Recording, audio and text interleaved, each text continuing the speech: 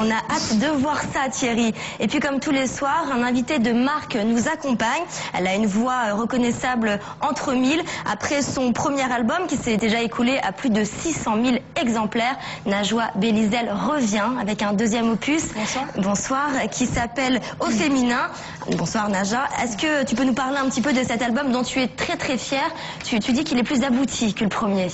Avant tout, je tenais à vous remercier pour l'invitation. Ça me fait très plaisir d'être là. Ça nous fait plaisir à nous aussi. Oui, effectivement, j'ai sorti mon deuxième album il y a 2 mois. Et j'en suis très fière parce qu'il me ressemble davantage que le premier. C'est un album où je dis mes vérités, où je dis mes illusions, mes désillusions. Un album plein de richesses et plein de promesses, je pense. Un album qui te ressemble beaucoup. Merci, vrai. oui. Après, j'espère que c'est un album qui reflète aussi le monde dans lequel on est, dans lequel on évolue. Et donc, c'est un reflet du monde, voilà. Donc, oui, tu traites beaucoup de sujets d'actualité, c'est vrai. On en reparlera tout à l'heure. D'abord, j'aimerais bien te parler un peu de cinéma. Est-ce que ça t'intéresse, le cinéma? Bien sûr, j'adore. Ah ben écoute, on va suivre tout de suite Audrey qui est allée déjeuner. Un déjeuner très VIP, on en parlait. Ouais, donc un petit peu déçue, Maïwenn, on la comprend. On espère que ça marchera bien pour elle et que Joey Starr aura donc le César du meilleur second rôle pour le bal des actrices, en fait, qu'elle a réalisé. C'est assez étonnant, oui, de voir Joey Starr. C'est sympa, il était bien dans le film. C'est pas mal. Est-ce qu'il y a un film, Najwa, qui t'a marqué plus qu'un autre? Est-ce que ça peut t'inspirer aussi pour ta musique? Il y a plein de films qui m'inspirent. Le Parfum. Ouais. J'avais lu le livre, j'avais beaucoup aimé, exactement. Et le film ne m'a pas du tout déçu parce que souvent, quand on a lu une œuvre littéraire et qu'il va y avoir une adaptation cinématographique, on est souvent déçu. Mais là, pas du tout. Et donc le Parfum, j'ai beaucoup aimé. Mais sinon, pour rebondir sur Maïwenn, ce qu'elle disait, c'est marrant parce que moi, quand j'ai été nominée aux Energy Music Awards en 2007, j'ai eu la même réaction qu'elle. On m'a tellement dit que j'allais gagner que quand c'est Christophe Maé qui a gagné, j'ai fait quoi? Et on a fait un plan sur toi à ce moment-là parce que là, c'est vraiment le moment de solitude. Ouais, là, c'est déjà très bien d'être nommée quand même. Oui, bien sûr. Oui. Mais c'est encore mieux de gagner, oui, je comprends. C'est vrai, mais c'était très agréable quand même d'avoir été nominée dans cette catégorie, et puis voilà. C'est vrai, c'est un bel honneur. Allez, place au vote à présent. Oui. Est-ce que vous avez aimé le déjeuner aux Fouquettes de Mademoiselle Audrey, un peu à la folie ou pas du tout? Est-ce que t'as bien mangé, toi, Audrey, en tout cas? Franchement, pour tout te dire... Ça m'épuise un peu, en plus, c'était vraiment pas des stars pour moi, c'était bon, voilà. Non, mais je plaisante, évidemment, vous m'avez compris. Mais la question principale était, est-ce que vous avez bien mangé? Vous avez répondu, donc vous auriez pu nous rapporter le menu pour qu'on puisse après pour saliver. Mais évidemment, pour qu'on puisse dîner après l'émission quand même. C'est vrai. Et Najwa alors, à la folie? Eh bien moi, il y aurait eu Passionnément, j'aurais choisi Passionnément, mais il n'y a pas. Donc à la folie, parce que j'ai bien aimé sa chronique. J'adore le cinéma et à défaut de ne pas avoir vu le bal des actrices, j'ai adoré Le Prophète. Et j'espère qu'ils remporteront un beau film, je pense aussi. Des prix, ouais. Allez, après le cinéma, place à notre envoyé spatial. Voilà, c'était notre envoyé très spatial, Annabelle Milo, qui a donc séduit un boulanger dans le Marais. Est-ce que Najwa, toi, dans la vie, t'es du genre blagueuse? J'ai cru que tu allais me demander autre chose. Oui, je suis très blagueuse. Je suis blagueuse et j'ai une joie de vivre assez profonde. Et en même temps, je suis double, on va dire. Je suis secrète aussi, je suis timide. Ouais, je suis un peu de tout. Mais elle a beaucoup d'humour, hein. Oui. C'est vrai. T'es un petit peu timide aussi? Ça dépend des circonstances, mais ouais, je suis... On va reparler un peu plus de ton album. Donc, t'as mis 3 ans entre les deux. Pourquoi tout ce temps? Plusieurs raisons, parce que j'en avais besoin.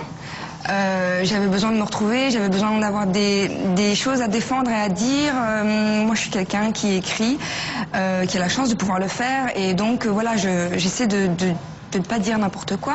Après, il y a beaucoup d'autres choses qui ont fait que ça a pris du temps, notamment un album que j'avais choisi d'appeler Moderato Cantabile, qui était dans une espèce de veine classico-mystique et ça ne me correspondait pas vraiment. Donc j'ai dû arrêter ce projet-là pour plus m'investir dans Au féminin, un album qui me ressemble davantage. Comment ça s'est passé du T'as eu un problème technique aussi? Aussi, oui, ça je vais garder pour la fin. Oui, le plus grave, c'est c'est quand on a eu cette chanson de perdu entre guillemets, on a eu un problème de sauvegarde, donc on a tout essayé, on a renvoyé le disque dur donc en Hollande, Pays-Bas, voilà, et ils n'ont pas pu réparer. Donc j'ai eu la chance parce que mes voix étaient sauvegardées ailleurs, parce que c'est ça qui me faisait le plus mal, moi, c'était de devoir réinterpréter et de retrouver l'émotion vive que j'avais eue.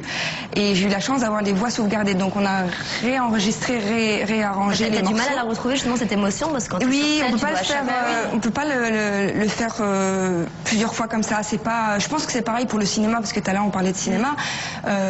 Voilà, c'est quelque chose qui est surtout les chansons comme Viola, qui est un duo avec Marc Lavoine que j'ai eu la chance d'enregistrer. C'est une chanson qui parle vraiment de choses terribles, très fortes et on peut pas tricher. L'excision. Oui, c'est ça. Notamment l'excision, la prostitution, l'abandon. C'est ta chanson préférée dans l'album. Ouais. Enfin, on va dire que c'est la chanson reine pour moi de l'album. Après, je vais pas dire que j'en aime une plus que les autres ou une moins que les autres. Elles sont toutes légitimes, elles ont leur place, elles ont le droit d'être là, et elles sont toutes appréciées.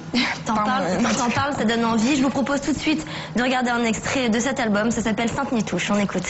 Ma Sainte-Nitouche, je t'avais dit, pourtant, celle que tu retouches, je l'aimais mieux avant. Tu ressembles à toutes celles qu'on dévisage en passant. Ma Sainte-Nitouche, ma Sainte-Nitouche, ma Sainte-Nitouche, ma Sainte-Nitouche, ma Sainte-Nitouche. Voilà, c'était ma Sainte-Nitouche où tu dénonces la chirurgie esthétique, on l'aura compris dans le clip. Qu'est-ce que t'en penses toi, justement de toutes ces filles qui se ressemblent avec ces grosses lèvres siliconées, ce nez refait? C'est triste quand même, non? C'est triste, mais je traite, enfin dans le clip il est traité de manière assez, c'est quand même, il y a de la distance, il y a de l'humour aussi, même si c'est sombre, voilà, les médecins qui dansent et tout. J'ai voulu, c'est un sujet qui me tenait beaucoup à cœur parce que j'ai enregistré au féminin, mon album au féminin à Neuilly, sur scène, là où il y a mes studios, et j'avais tendance à rencontrer souvent des femmes qui se ressemblaient énormément, mais je parle pas des looks. Non, mais je parle pas des looks, parce que ça c'est la mode, c'est pas très grave, mais physiquement c'était des clones, quoi. Elles ont le même chirurgien. Voilà, les mêmes nez, la même bouche siliconée, les seins, tout pareil, et du coup voilà, ça m'a interpellée et j'avais envie d'écrire un sujet là-dessus. Tu t'es trouvée par rapport au clip, puisque tu as choisi ton nez, tes pommettes, etc. Alors comment tu t'es trouvée? T'as envie d'y passer ou pas? Justement, à la fin du clip, quand on regarde le clip jusqu'au bout, on se rend compte qu'en fait, je fais un cauchemar. Finalement, je vais pas jusqu'au bout de ma décision de vouloir me... Parce qu'en fait, ça traite...